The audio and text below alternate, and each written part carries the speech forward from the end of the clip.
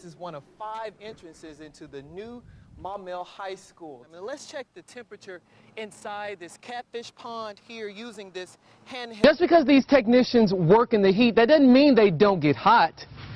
Along with their tools, they bring coolers full of drinks. There was not a gun found outside of the police department that belongs to the police department. Can you confirm or deny that?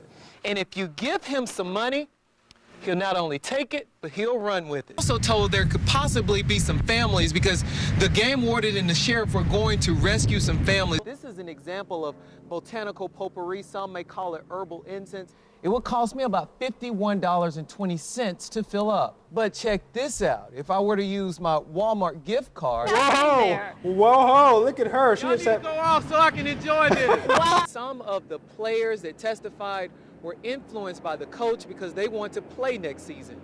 Live in Pine Bluff, Dustin Barnes, Fox 16 News. Search crews could be seen in the air, on wheels, and on foot, coming to Scott County by the masses.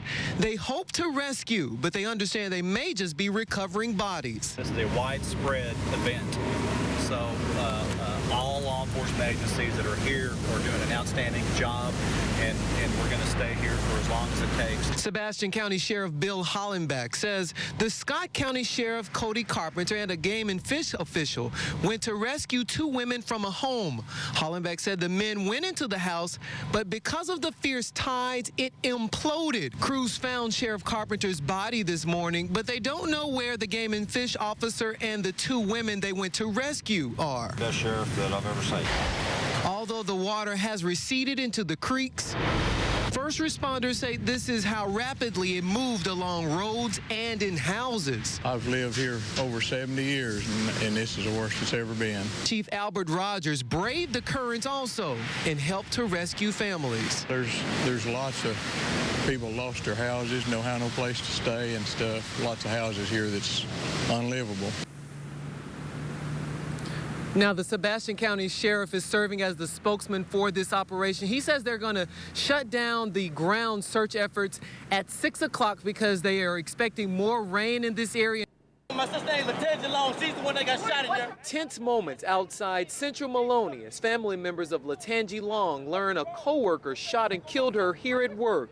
Pine Bluff police subdue the victim's brother to calm him down. He wanted answers. He wanted to know how someone could have just walked in there and shot his sister. Police say Lily Watson shot Long inside the building right in front of fellow co-workers. I was sitting at my desk and I heard 3 loud crashes. Stephen Strange heard the shots and ran like so many others. I ran to my truck, got my 45. But he went back in. I drawed my 45 on her, told her, you raise that gun, you're dead. He says she listened. She raised it up and handed it to the plant manager, and he took it, and police came and took care of her. Strange says Wilson told them all she shot the person she aimed for. There he saw a lifeless co-worker whom he'd known for years. You don't know what to do, what to say when something like that happens. You just don't. Strange is glad he didn't have to use his gun, and he doesn't apologize for going to get it. I don't want to get caught in the middle of a gunfire and not be able to, I don't want to go out that way.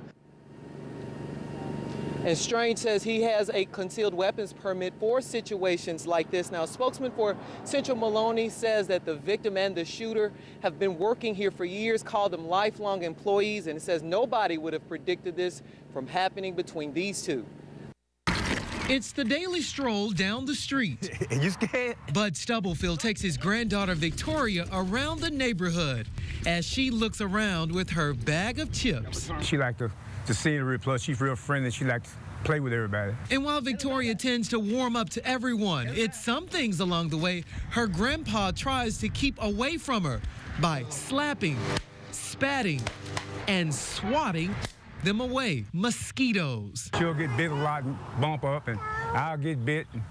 But it seems like I have a problem with them mostly in the evening time. Entomologists predict a busy mosquito season this year. Your chemical solution goes in there. And Little Rock Public Works leaders have the trucks filled up with the chemicals to go out and spray. Crews have also doubled their live mosquito traps this year to catch the blood-sucking pests. It takes care of a lot of the flying mosquitoes, and it shows that we're out there trying to do something for it. So if you're at home, you have to do more than just pull out the fly swatter. You got to get rid of the places that mosquitoes like to go, like buckets with standing water. Stubblefield says he has his own way of fighting against the disease-carrying insects, but knowing the city is helping to protect him and Victoria keeps this special time going. I don't want to beat all up, you know, so this is my baby here. It's my little baby doll. Telling the intrusive insects goodbye. In Little Rock, Dustin Barnes, KARK 4 News.